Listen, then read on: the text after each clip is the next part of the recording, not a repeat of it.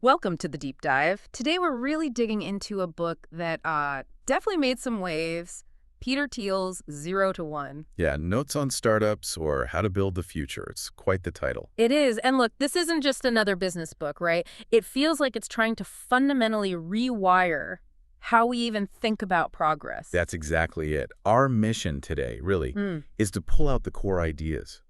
And they are pretty surprising sometimes. Yeah. It's not like a step-by-step guide. No simple formula here.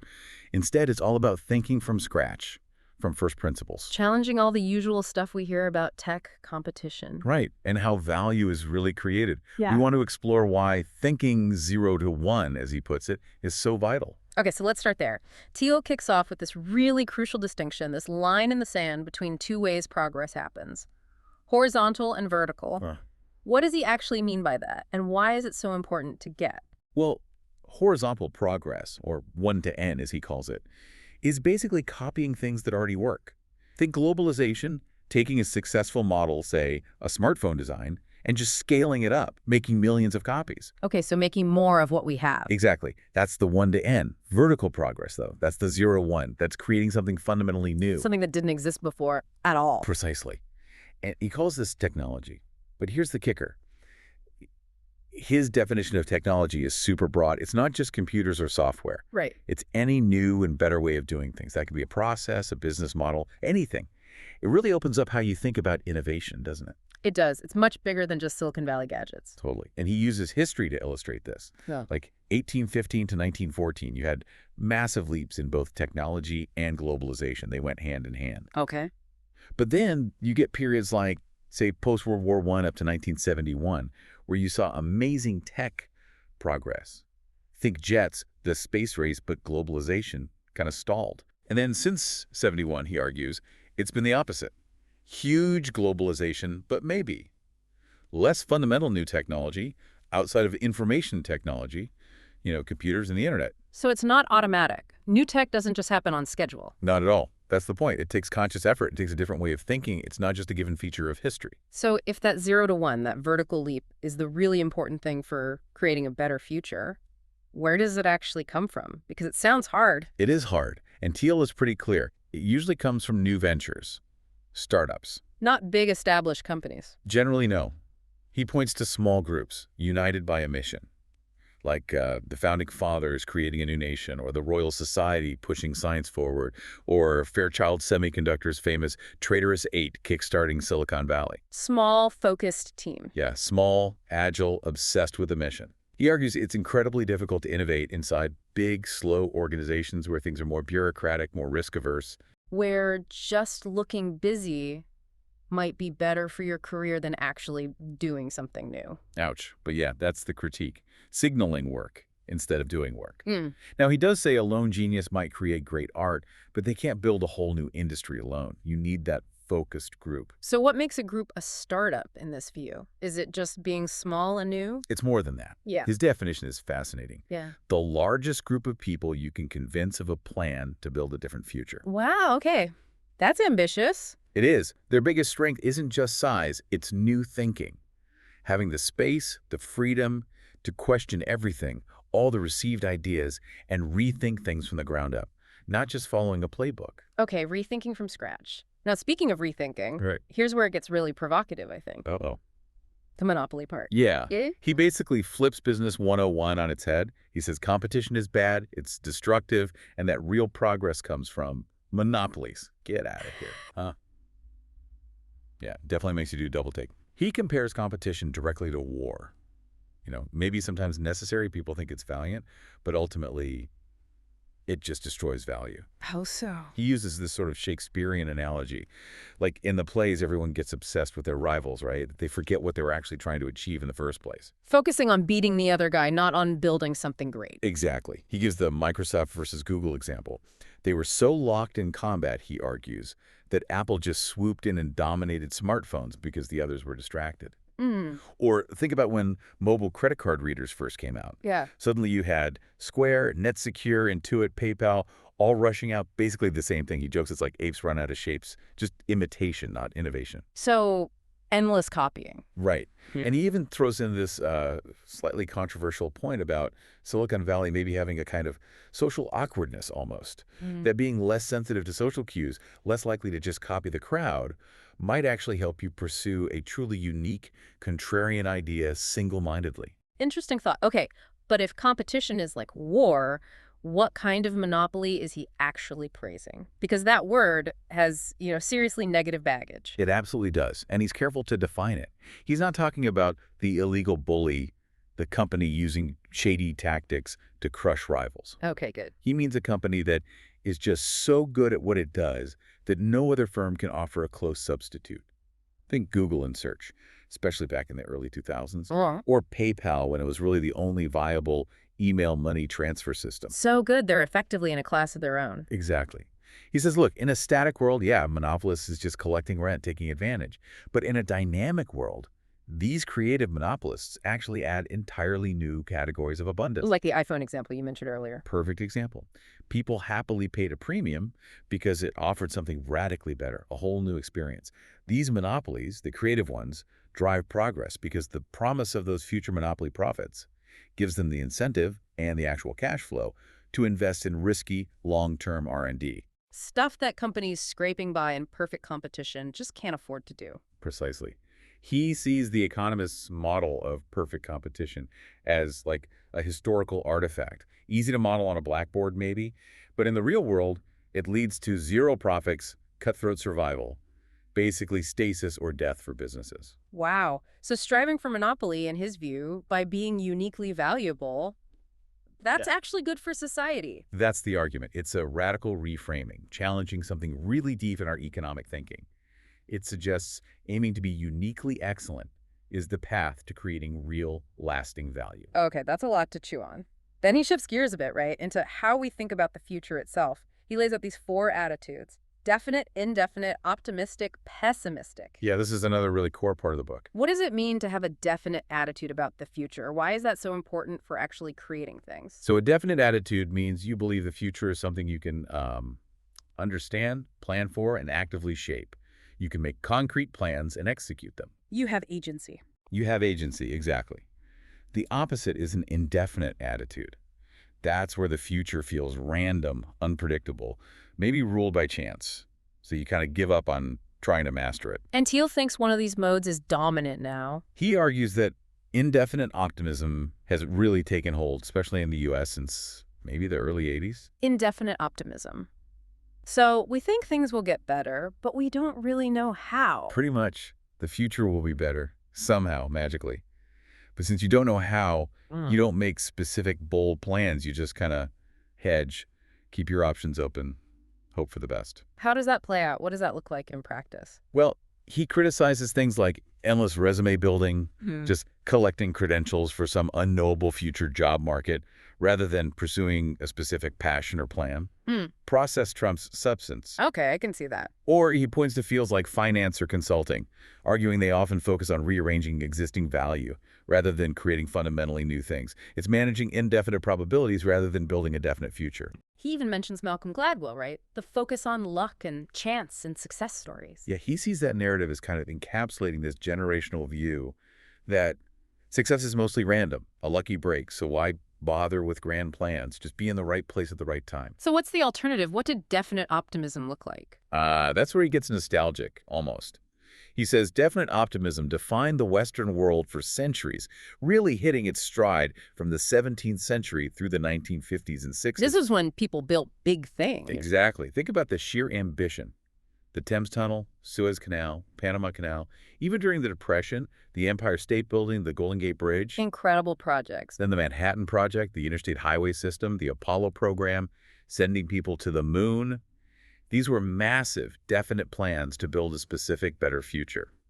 He notes that back then, Americans felt big plans were too important to just leave to the experts. It was a cultural mindset. Wow. So if we've kind of lost that, how do we get it back? How do we shift back to planning, to designing the future? He talks about design and secrets. Right. He holds up Steve Jobs as the ultimate example of definite optimism through design. Jobs didn't just design products. He designed the entire business. A whole ecosystem. The whole thing. Right. Apple had these detailed, multi-year plans to create and dominate new categories. It wasn't about releasing a minimum viable product and seeing what sticks. It was about executing a definite vision. A stark contrast to just iterating or copying. Totally. And Thiel says a business with a good, definite plan will always be underrated in a world where people see the future as random. Like Mark Zuckerberg turning down Yahoo's billion-dollar offer for Facebook early on. Exactly. Because Zuckerberg had a definite long-term plan, and he knew Yahoo didn't really understand it. They were operating in that indefinite world. And the secrets part, what's that about? This ties into it. To have a definite plan for something new, you often need to believe in secrets, basically, important truths that aren't widely known or accepted yet. Things hidden from the mainstream. Yeah. Like Andrew Wiles finally proving Fermat's last theorem after, 358 years. Everyone thought it was impossible or unimportant, but he believed there was a secret solution still waiting to be found. That belief drove him. So you need to believe there are still uncharted territories, undiscovered truths. Right. And a great company, Thiel says, is essentially built around discovering and exploiting one of these secrets. It's like a conspiracy to change the world, centered on a unique insight outsiders have missed. That's a powerful idea. It's a call, really, for you listening, to take control, to actually plan and design your future, not just drift. Absolutely. Reject the tyranny of chance, as he calls it. Okay. Finding secrets sounds hard. What if it feels like everything important has been discovered? How do you even start looking? That's the mental block, isn't it? Thiel suggests people stop looking because they either assume it's all done or they're just afraid of being wrong, of looking foolish, pursuing something unconventional. But if you start with the assumption that there are still secrets out there, secrets about nature, about people, about how business could work better, then you start asking different questions. You challenge the status quo. That's where the breakthroughs happen. Okay, so belief in secrets fuels the definite plan. Now, let's get practical. Building a company around this, Thiel really stresses the team, right? The founding team. Hugely important. He says it's the first and most crucial decision, who you start with. He compares it to getting married. Seriously. Founder conflict is apparently incredibly common and destructive. So choose wisely. Very wisely. Oh. Ideally, he says, founders should share a prehistory, know each other well before starting the company. It helps build trust and alignment for the rough patches ahead. Like his own PayPal team example. They were all, as he put it, the same kind of nerd. Yeah. Shared background, shared obsessions, digital currency, sci-fi, whatever. That deep alignment, that shared culture, let them work incredibly fast and cohesively. It goes back to that definition. The largest group you can convince of a plan to build a different future. Exactly. And he even says the most successful startups are often like, slightly less extreme kinds of cults. Whoa, okay. That sounds intense. It is intense. But the point is, they are fanatically right about something important that everyone else is missing. They have this shared belief, this mission, that binds them together in a powerful way. And attracting people to join this cult or mission, it's not just about a paycheck, is it? He talks about ownership. Right. Equity. He's very direct. Thiel believes equity, actual part ownership, is the only compensation that can effectively orient people toward creating value in the future. Why only equity? Because it signals long-term commitment. If someone prefers cash salary over stock options, it suggests they might not fully believe in the company's long-term future value. Equity aligns everyone towards that future goal. It's a filter, in a way. Okay, so you have the right idea, the right team aligned with equity, but then there's getting it out there, sales and distribution. Thiel seems to think this is massively underrated. Massively. Yeah. He completely dismisses that Silicon Valley trope, if you build it, they will come. Doesn't work. Nope. He states flatly, customers will not come just because you build it. He actually argues that poor sales rather than bad product is the most common cause of failure. Wow. That's sobering for engineers and product people. It is. It's a huge aha moment. And he points out how sales is often hidden. People don't call themselves salespeople. They're account executives, business development, investment bankers, politicians. All salesmen are actors, he says. Right. And the best sales is hidden. Like Tom Sawyer getting his friends to pay him to whitewash the fence. Masterful. It didn't feel like selling at all. So it's about persuasion, framing. Yes, and finding the right channel. He talks about the power law of distribution, meaning for probably any business, one single distribution channel is likely way, way more effective than all the others combined. So you need to find that one killer channel. You need to find it and dominate it. He says if you can get just one distribution channel to work, you have a great business. If you try for several but don't nail one, you're finished. Focus is key. Don't spread yourself thin. Exactly. And don't try to compete on huge ad budgets like the big guys. He contrasts PayPal's failed ad with Scotty from Star Trek with Priceline's incredibly successful campaign using Captain Kirk. Find what works uniquely for you. And this selling isn't just to customers. No, absolutely not. You're constantly selling the company vision to potential employees, to investors. It's this continuous process of calculated recruiting and pitching beneath the surface. It's all sales, in a way. Okay, these principles sound powerful. How did they play out in a real-world test case? He uses the clean tech boom and bust as an example. He does, and it's a fascinating postmortem. He argues most clean tech failures got several key things wrong: timing, market definition, people, and distribution. Let's break that down. Timing. Well, take solar. Unlike microprocessors following Moore's law with exponential improvement, solar panel efficiency was improving only slowly, linearly, so the breakthrough moment wasn't really there when investors piled in expecting explosive growth. The tech wasn't ready for prime time, basically. Market. They often confuse the potential global market size with the need to dominate a specific small niche first. They aim too broadly, too soon. He mentions Mia Soleil, a solar company, as an example of failing to capture a defensible niche. Okay. And people. This one's pretty harsh. He says many failed clean tech companies were run by shockingly non-technical teams, often led by what he calls salesman executives in suits. Which is venture funds saw as a huge red flag. A massive red flag. His logic: if a tech CEO looks like a slick salesman, they're probably bad at both sales and technology. They should look like engineers. Ouch. And distribution. Yeah, the better place example is Brutal, an electric vehicle battery swapping company. They apparently focused heavily on convincing governments and investors, raised a ton of money, but kind of forgot about actual drivers. They sold only about 1,000 cars before collapsing, didn't nail distribution to the end customer. So clean tech mostly failed the test, but Tesla succeeded. He argues Tesla is the counterexample, the one that got the 7 questions right. Their timing, for instance, was crucial for getting a huge government loan in 2010 that likely wouldn't have happened much earlier or later. They found their niche first, too, right? Starting with the high-end Roadster. Exactly. Dominate a small, specific market first. His advice for future energy entrepreneurs is actually to think small initially. Find your equivalent of Facebook's first college campus and own it, then expand. That's a great takeaway. Yeah. Okay, one last big theme before we wrap. Humans and machines, especially AI, there's a lot of anxiety about that.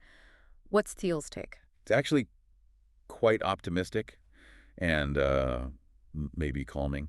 He argues forcefully that computers are complements to humans, not rivals. Complements, not competitors. How so? Because humans and machines are good at fundamentally different things. Humans excel at planning, judging, making complex decisions in ambiguous situations.